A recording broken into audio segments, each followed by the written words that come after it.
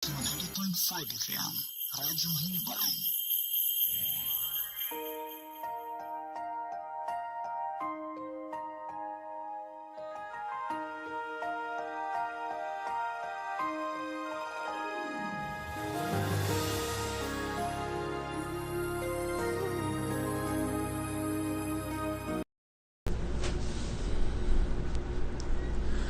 Abyan may nga dira sa imo kag welcome gid sa aton nga palatuntunan ang Ilonggo Daily Light from God's Word Radio Broadcast.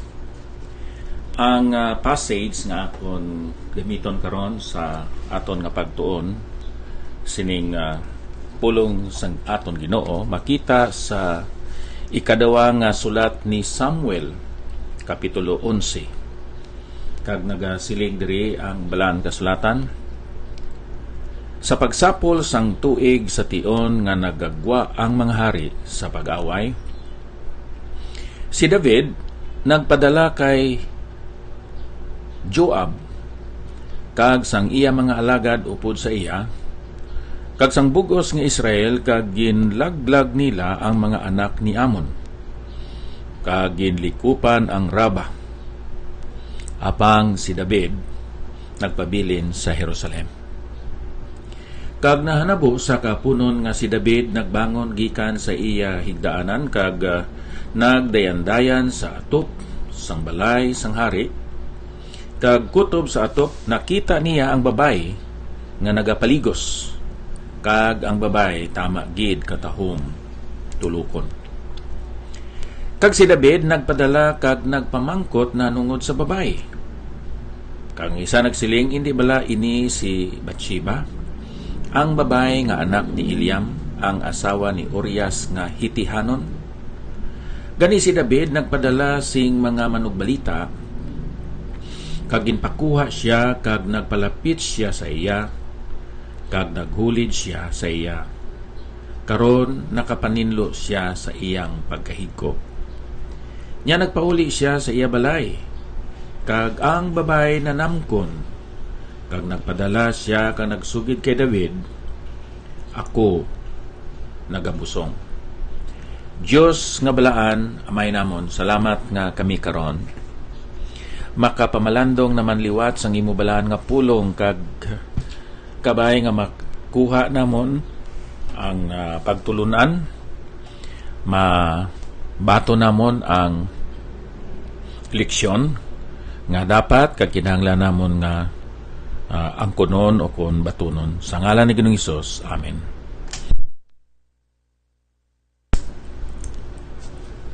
Familiarity breeds contempt. Inabalang familiar ka na sa mga nagakatabo, pananglitan, pirmi ka lang nagadaog. So, daw hindi na nimo ma-appreciate ang imo nagasunod-sunod nga mga kadaugan. Daw wala na sang enjoyment, wala na sang meaning ang nagasunod-sunod nimo nga kadaugan. Ang familiarity sa mga sitwasyon kag hitabo kag bisan pa sa mga pagpakamaayo nagahimo sa aton nga bungol, bulag, kag makaangkon na kita sang katig-a sa aton mga tagipuson. Bisan ang isa ka tawo nga gintawag nga the man after the heart of God nga amo si David, nahulog sa pagpakasala tungod kay nahimo ng familiar sa iya ang gyera kag ang ila nga kadaugan. Hindi bala nga siya nagdaog manggani sa kay Gulayat, isa ka higante na nahimong kontra sa mga kasoldadusan sang Israel. Tungod sa iya nga mga eksperyensya, nakasiling siya, I believe, sa iya nga tagipuson nga this is merely finger play sa kay Joab kag sa akon nga mga soldado. Tungod sina, bisan nga ang panahon sa diin may mga gyera, when kings normally go out to war, kag nagasugod dira sa spring, inabalang nagakatunaw na ang mga snow, no? ang niebe, amo nang nami nga panahon sa paggera. Pero si David wala nagkadto dito sa patag-awayan.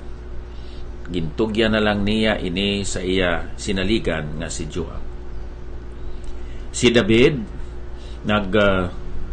patigayon nga mahulog pagid siya sa pagpakasala. Una, ano ang iya nga ginhimo to show his familiarity that resulted to contempt and even to a curse sa iya kabuhi upon sa iya nga pamilya.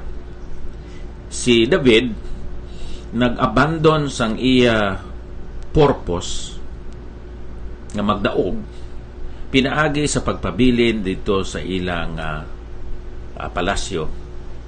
Wala siya nagkadto dito sa gera. Amo nang makita naton dito sa bersikulo 1. Iya gin-focus sa iya kabuhi sa sadto nga panahon sa iya nga balatyagon. He focused on his own desires. Siling sang isa ka komentary, sa panahon nga nag-abot ang tentasyon, iya nga ginsunod ang tentasyon. Kag ang masubo, instead nga kinahanglan niya nga talikdan ato nga tentasyon, iya ang ginhimo niya amo iya nga ginsunod ang amo nga tentasyon. Si David nakasala gid.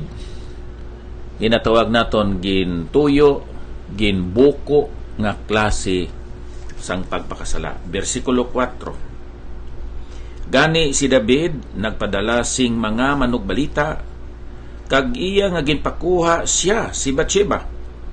Kag nagpalapit siya sa iya kag naghulid siya sa iya. So he deliberately committed sin.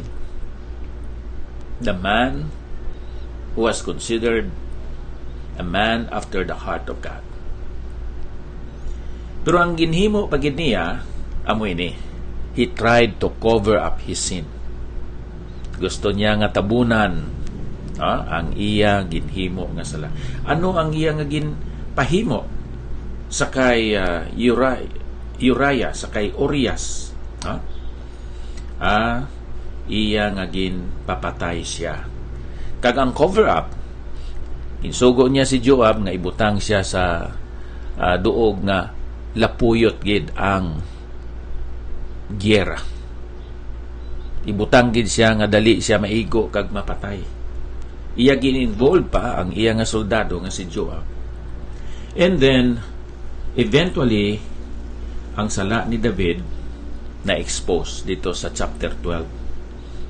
Nami isang istorya dira kung paano gin-present ni Nathan nga isa ka propeta kag puro pangakig pa diya si David. Wala siya ka hibalo nga ang tao gali nga nagpaihaw sang karnero amo mismo siya, si Haring David. Kag ginsilutan si David ang bata na patay, siya eksperyensya ng iya pamilya may kasuayon, may pagpakig-away, mga mag-ulutod nagapatyanay. Ang iya bata gin-rape man sang isa niya kabata sa lain nga Iloy. Kag si Absalom, ang iya bata nga gwapo, naghulid man sa iya mga kababayenan kag nagtinguha sa pagpatay mismo sa iya. Eventually si Absalom ginpatay man ni Joab. Amoy na abyan nga ang sala pamata. Ang sala maapektuhan man ang aton pamilya. Busa karon nga sitwasyon sa imo kag sa akon kabuhi, basi may ginatulutago kadira nga sala nga siling nimo ang Dios lang sini nakaibalo kag ang individual sa diin na involved sining akon sala. Pero kung magapadayon ikaw sa paghimo sina, maabot ang panahon nga ikaw ma-expose kag mawala ang imo integrity. Hindi ka makasalig sa imo kaugalingon. Hindi man ka masaligan sa iban nga mga tao.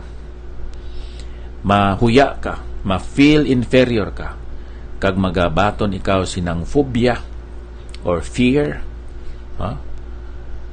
sa imo nga kabuhi nga tungod sina hindi ka na makapalapad gid sang imo ministry kag sa imo pagpagamit dira sa Ginoo. Dako ini nga alatubangon sang mga tao, sa mga Kristiyanon, bisan pa sa mga alagad sa Dios, kung kita makahimo sang bisan sinikrito nga pagpakasala. Hindi ka over familiar sa mga kadaugan nimo sa imo kabuhi. Hindi ka magsalig nga tungod kay ikaw dugay na nga Kristiyanon, hindi ka gid maulog sa pagpakasala. Aton pirmi i-remind aton kaugalingon, bisan pa gani si Haring David, ang gintawag the man after the heart of God, na himong familiar pa sa mga kadaugan, kag tungod sini siya nahulog sa pagpakasala. Kabay pakuntani nga kita nga mga Kristiyanon, labi na gid sa mga alagad sa Dios, nga mag-retain, mag-angkon kita sang mga moral conviction sa aton nga mga kabuhi, agod nga hindi mabalda, hindi maguba ang aton nga ministry. Kay ako nagatuo nga ang aton nga mga desisyon subong nga mga Kristiyanon maka-apekto ini sa aton kaugalingon, sa aton nga pag-alagad sa Dios, sa aton pamilya, kag labi na gid sa lawas ni Ginoong Hesukristo. Madamo sang mga may abilidad, gifted nga mga Kristiyanon kag alagad sa Ginoo nga nahulog sa pagpakasala tungod sa familiarity, sa kaayo, sa kaluoy, kag sa bugay sang aton Dios. Kabay pa nga aton ini talupang don nga mga kamatuoran sa aton kabuhi. Ibilin ko lang that familiarity indeed breeds contempt. Magampo kita. Diyos nga balaan, salamat nga bisan kami mahigko kang mga makasasala, imo kami ginluwas.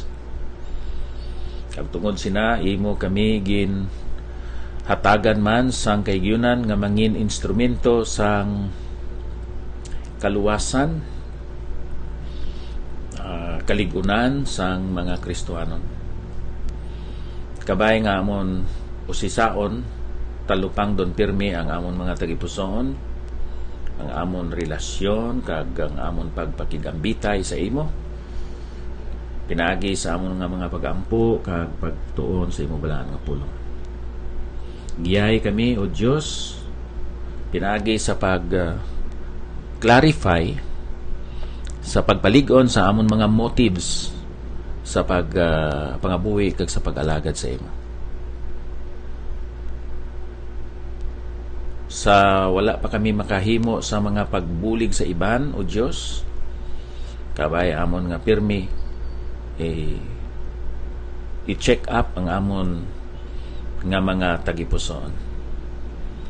Ilikaw kami, O Diyos, sa mga pagkahulog sa pagpakasala, kauyanan, kag kalaglagan sa amon ministry, sa amon testimony. Sa ngalan ni Ginoong Hesus. Amen. Ilo, abyan, salamat gid sa inyo nga pag-replay sini dira sa hinubaan kag sa iban nga mga istasyonan sang radyo sa diin himo kita sining aton nga pag-replay. Bikilo, Domini, good morning. Vilma de Vera ng Lydia Aileen Milyaris Isieda, dira man sa Japan. Titong Akol, good morning man. Bert Chavez, Pastor Bert Chavez, Yolanda de la Torre, Sosi Novero. Sosi, salamat nga naga-tanaw ka pirmi sang sining aton nga Facebook Live. Halin pa diri sa Bay City Fellowship Baptist Church, ako si Pastor Ipafrasacar. Magasiling nga ang grasya sa Ginoo pinaagi dira kay Kristo Jesus tuman og sobra pagani sa aton mga sala. Ang pagpakigupod sang balahan nga espiritu aton gid ini mabatyagan, kag ang gugma sang Ginoo tuman para sa aton sa sining adlaw. God bless us all. Amen.